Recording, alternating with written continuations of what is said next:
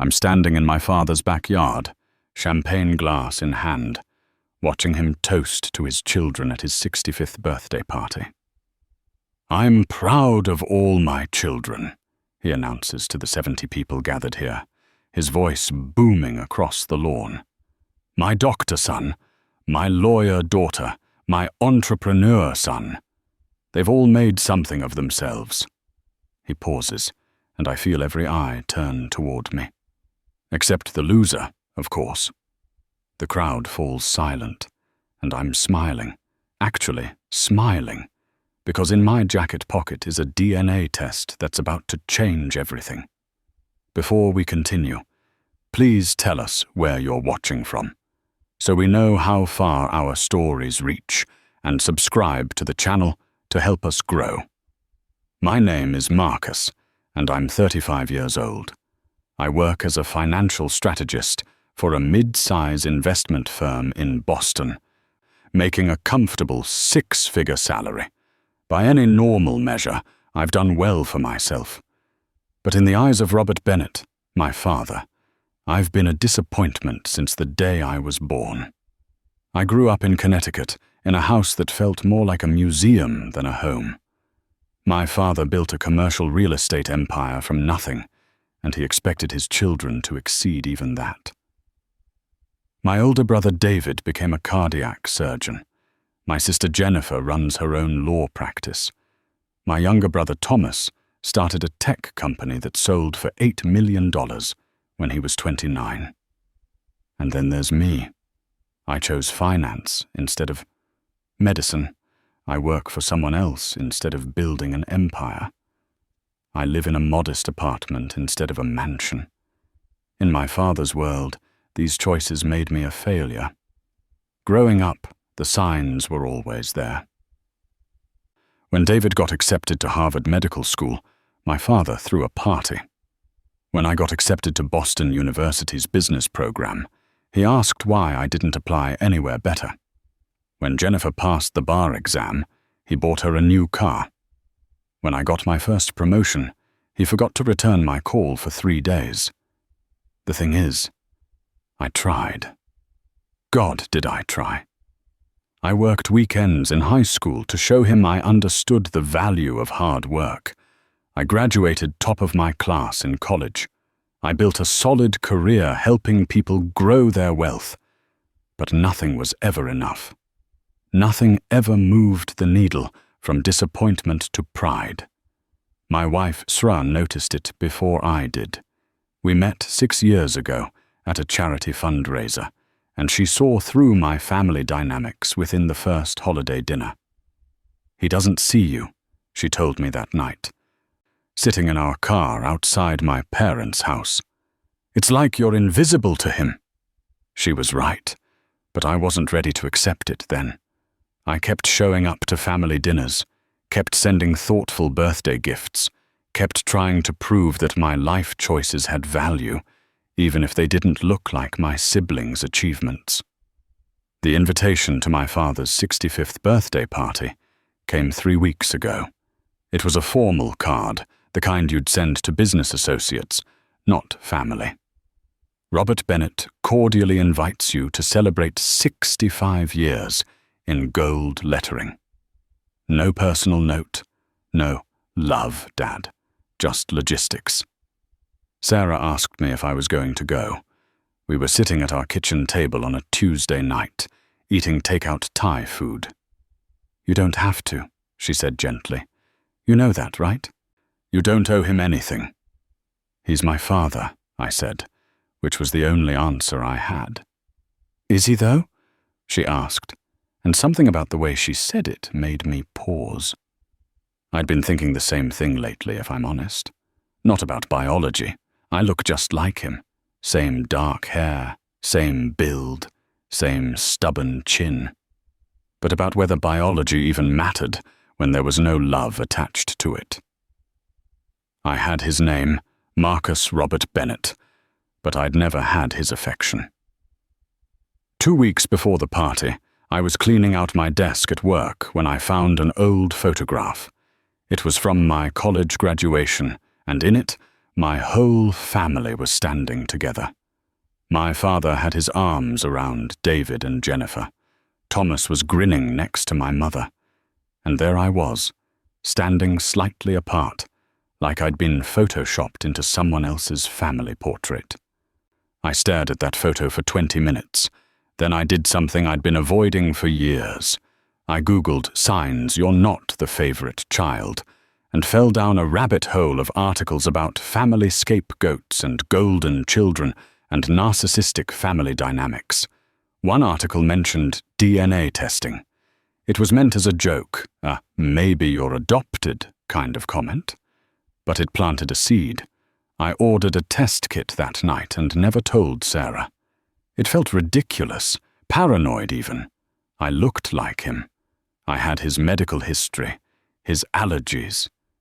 But I needed to know. The results came back 4 days ago, 99.9% confirmed. Robert Bennett is not my biological father. I sat in my car in the parking lot of my office building and read those words over and over.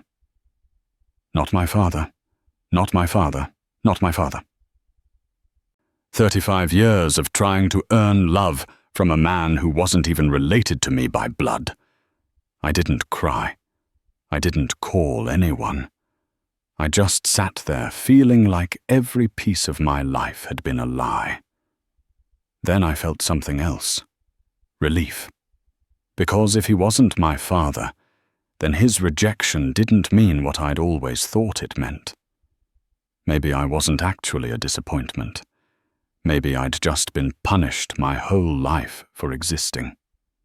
I went home and told Sarah. She held me while I finally cried, then asked the question I'd been avoiding. Are you going to tell him? I don't know, I said. But even as I said it, I was printing out the DNA results and folding them into my jacket pocket. The party is exactly what I expected. Catered food, expensive wine, speeches about my father's business achievements. My siblings are all here with their perfect families and their perfect smiles. My mother floats through the crowd in a designer dress, playing the role of proud wife, and I stand at the edge of it all, wondering if she knows, wondering if they all know. David finds me by the bar. How's work? He asks, which is his version of small talk. Good, I say. Busy. You? Can't complain. Just finished a triple bypass on a senator. Pretty routine stuff. He says it casually, like he's describing his commute. That's great, I say, and mean it. I've never resented my siblings for their success. They worked hard for it.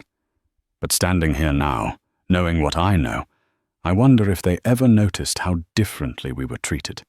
If they ever questioned why Dad's love seemed to have a limit, and I was always just beyond it. The toast happens an hour into the party. My father stands on the deck, silencing the crowd with just his presence. He's a big man, broad-shouldered and commanding, the kind of person who expects attention and always gets it. Thank you all for being here, he begins, and launches into a speech about legacy and family and achievement. Then he starts naming his children. David, saving lives every day. Jennifer, fighting for justice. Thomas, building the future. I'm waiting for my name. Surely he'll mention me, even if it's just in passing. But instead he says, I'm proud of all my children, except the loser, of course, and the entire backyard goes silent. Some people laugh nervously. Some look at their shoes. David's wife gasps. My mother's smile doesn't move, frozen on her face like it's been painted there. And I just stand there, smile still in place, feeling the DNA test results burning a hole in my pocket. Sarah grabs my hand. Let's go, she whispers. But I'm done running, done pretending, done trying to earn something that was never going to be given. I walk through the silent crowd toward my father, and everyone parts to let me pass. When I reach the deck, I pull out the folded papers and hold them up. "I've got something for you, Dad," I say, my voice steady and clear. "A birthday present. It's information I think you're going to find very interesting." My father looks at the papers in my hand, and for the first time in my life, I see something close to real emotion cross his face. Not shame, not regret, recognition. He knows exactly what I'm holding. "Not here," he says quietly, which might be the kindest thing he's ever said to me. But I'm past kind. "Why not here?" I ask, my voice carrying across the silent backyard. "You just called me a loser in front of 70 people. I think they deserve to know why you've hated me my entire life." "Marcus, please," my mother says, appearing at my father's side. Her voice is shaking, and I realize she knows too. Of course she knows. How could she not? I unfold the papers and read them aloud. "DNA test results. Probability of paternity. 0%. Robert Bennett is not my biological father." I look up at him. "But you already knew that, didn't you?" The silence that follows is deafening. Someone drops a glass. I hear Jennifer gasp. Thomas says, "What the hell?" David just stares, his face gone completely white. My father's jaw tightens. "We should discuss this inside." "No," I say. "We're done with secrets. I've spent 35 years trying to figure out why nothing I did was ever good enough. Why you looked at me like I was a stranger. Why you gave David your watch, and Thomas your cufflinks, and Jennifer your mother's ring. But you gave me nothing. Not even basic respect." "You have my name," he says, and there's something cold in his voice now. "Do I? Because it sure as hell doesn't feel like it." I turn to face the crowd, most of whom are frozen in shock. Does everyone here know? Is this some family secret that everyone was in on except me? Sarah is beside me now, her hand on my arm. "Marcus, let's go home. You don't need to do this." But I do need to do this. I've needed to do this for 35 years. My father steps down from the deck. He's still taller than me, still broader, still physically thrilling. But for the first time, I'm not intimidated. "I gave you everything," he says. "A home, an education, my name. I raised you as my son when I had every right to turn your mother away." "You gave me everything except love," I say. "And you made sure I knew it every single day. You want to know the truth?" His voice rises now, and I can see the anger he's been holding back for decades. "Fine. Your mother had an affair.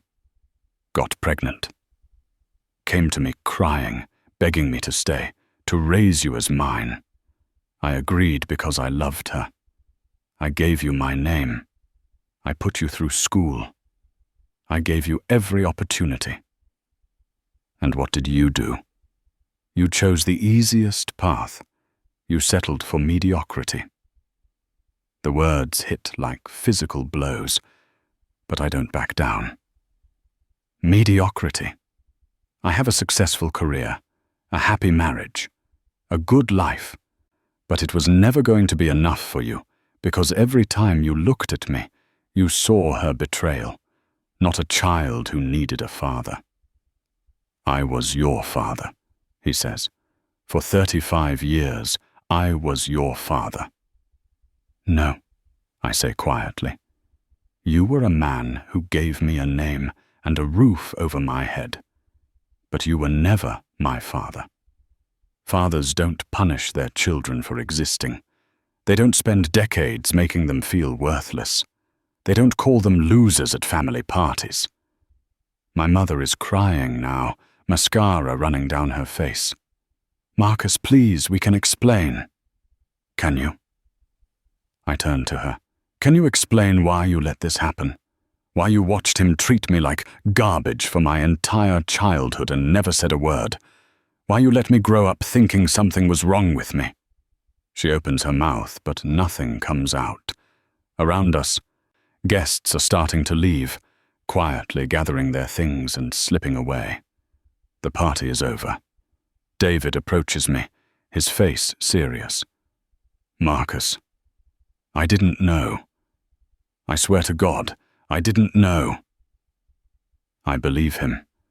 David's always been straightforward, sometimes brutally so. I know, I say. Jennifer is next, tears streaming down her face. This is insane.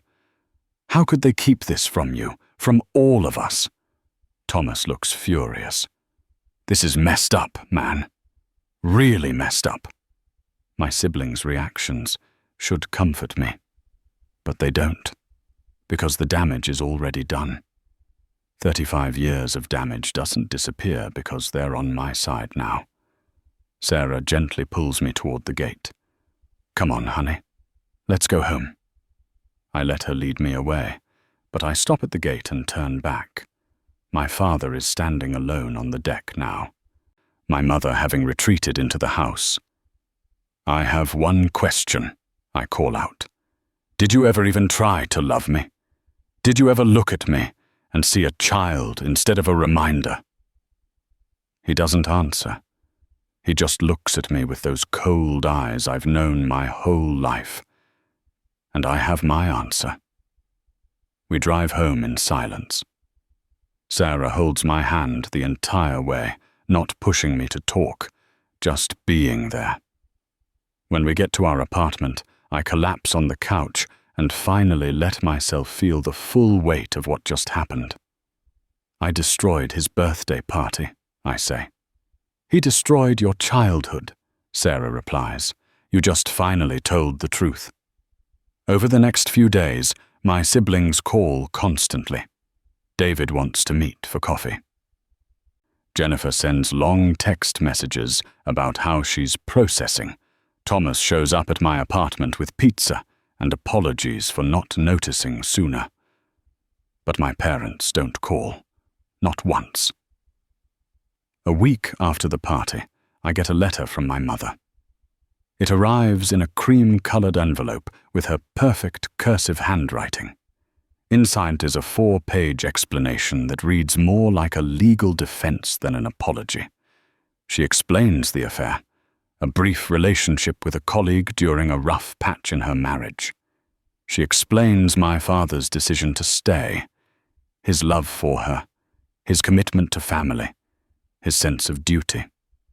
She explains the agreement they made, that I would be raised as a Bennett, given every advantage, but that my father would never be expected to feel what he couldn't feel. We thought we were doing the right thing, she writes. We thought giving you a stable home and a good life was enough. We didn't realize how much damage we were doing. At the bottom of the 4th page, almost as an afterthought, she includes one more piece of information. Your biological father's name was James Mitchell. He passed away 3 years ago. I thought you should know. I read that line 10 times. James Mitchell. I have a name now. Not just the affair or the mistake, but a real person with a real name. And he's dead. Any chance of knowing him, understanding him, asking him questions, gone. That night, I start Googling.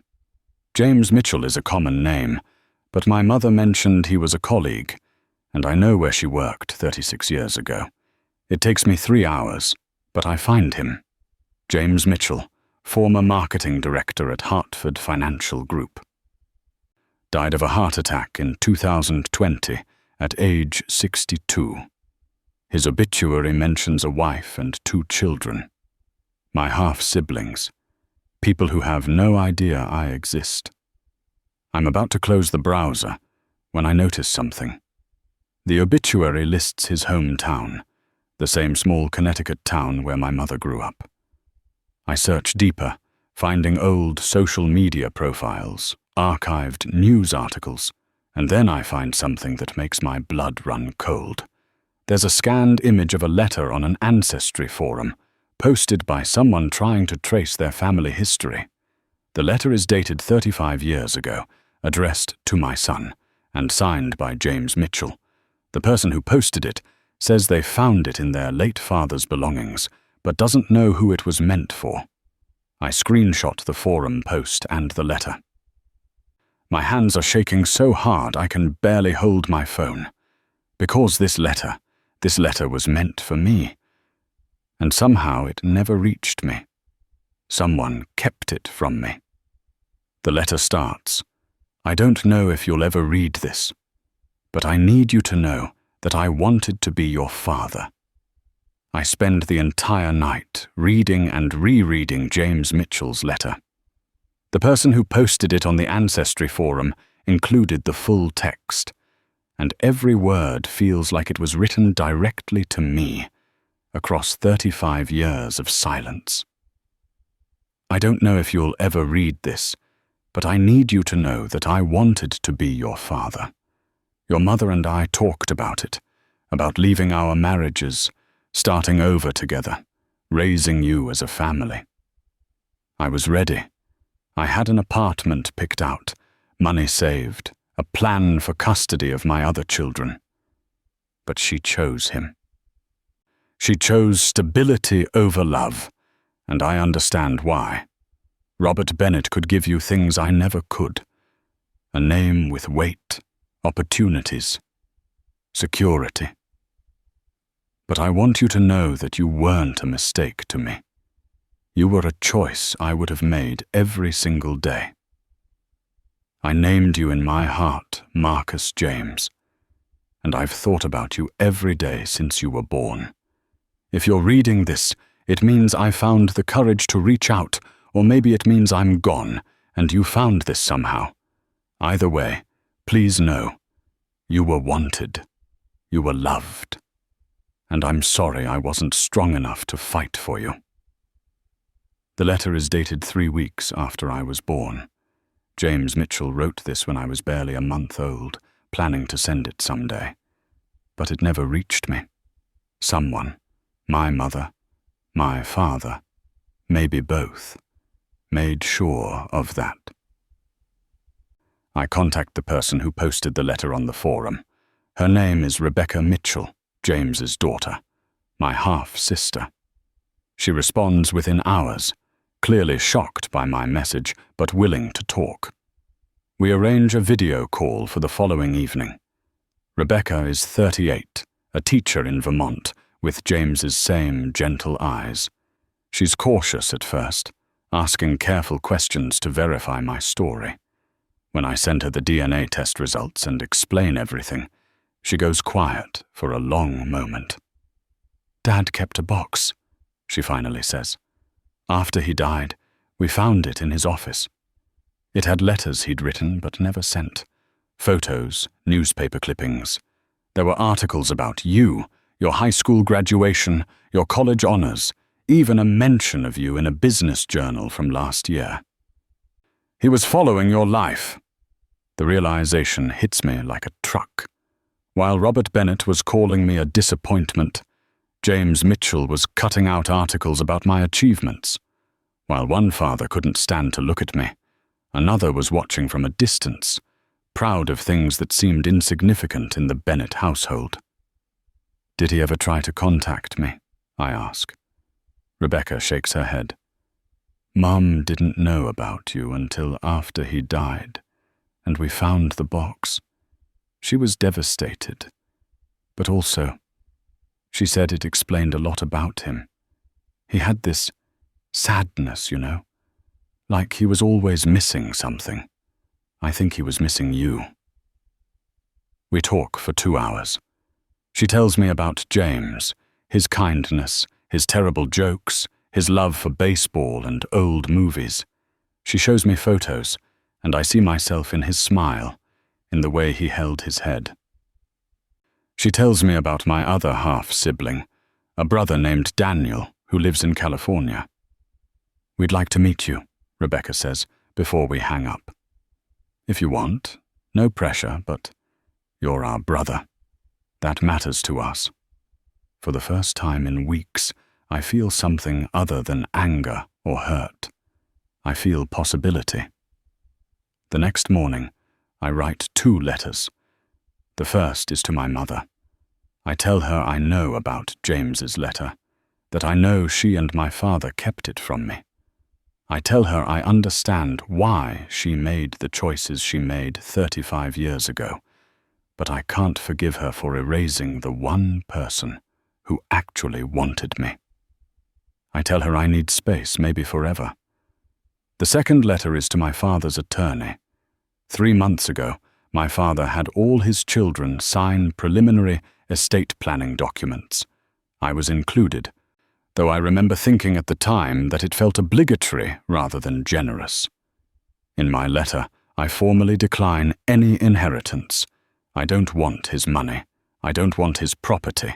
I don't want anything with the Bennett name attached to it. I release any and all claims to Robert Bennett's estate, I write. Distribute my portion among his other children. I want nothing from him, just as he wanted nothing to do with me. Sarah finds me at the kitchen table, both letters sealed and ready to mail. Are you sure? She asks gently. I've never been more sure of anything, I say. That afternoon, I start the legal process to change my name. Not back to my mother's maiden name. That feels like retreating. Not to Mitchell, even though James would have wanted it. I can't take a name I never earned. Instead, I choose something new entirely. Marcus Rivers. Clean, simple, mine. The process takes 6 weeks. During that time, I meet Rebecca and Daniel in person.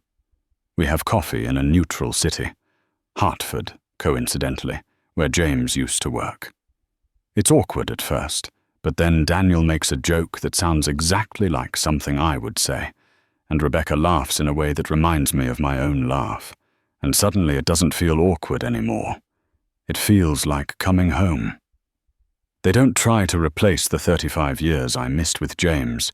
They just share what they have: stories, photos, memories. Daniel shows me a video of James coaching his little league team, and I see where I got my competitive streak. Rebecca plays me a voicemail James left her before he died, and I hear the warmth in his voice that I never heard from Robert Bennett. He would have been so proud of you, Rebecca says, not because you're successful, just because of who you are. That's how he was. He was proud of us when we tried, not just when we won.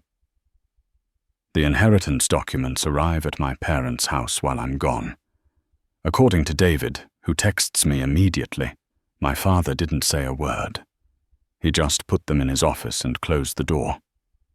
My mother called David crying, asking if he knew how to reach me, if I'd talk to her. David told her gently that I needed time. Are you okay? David asks when he calls me later. Really?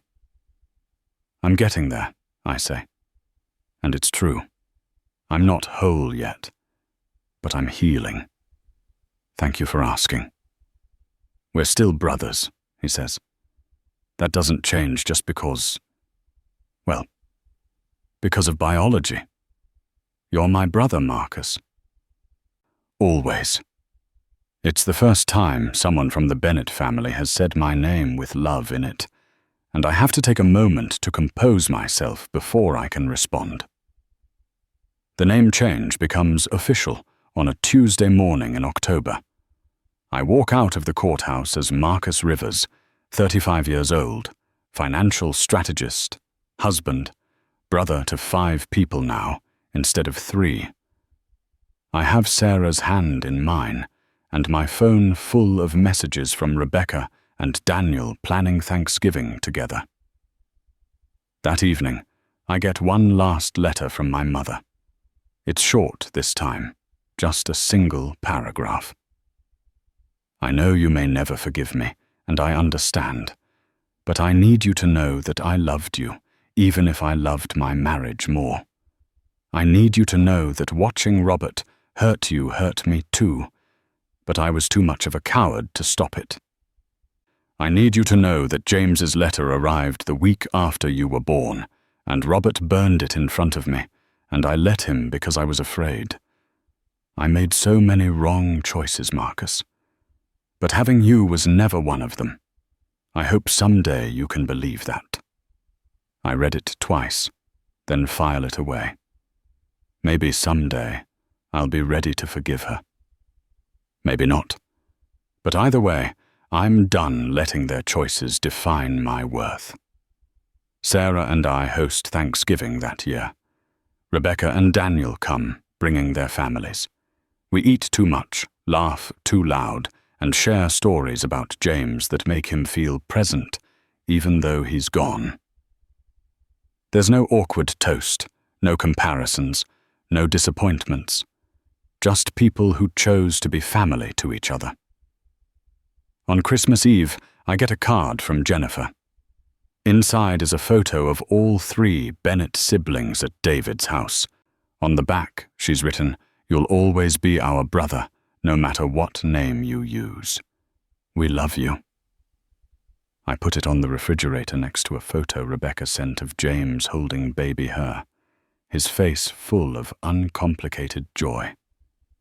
2 families, 2 versions of what I could have been. But I'm not choosing between them anymore. I'm choosing myself. In January, I get a promotion at work.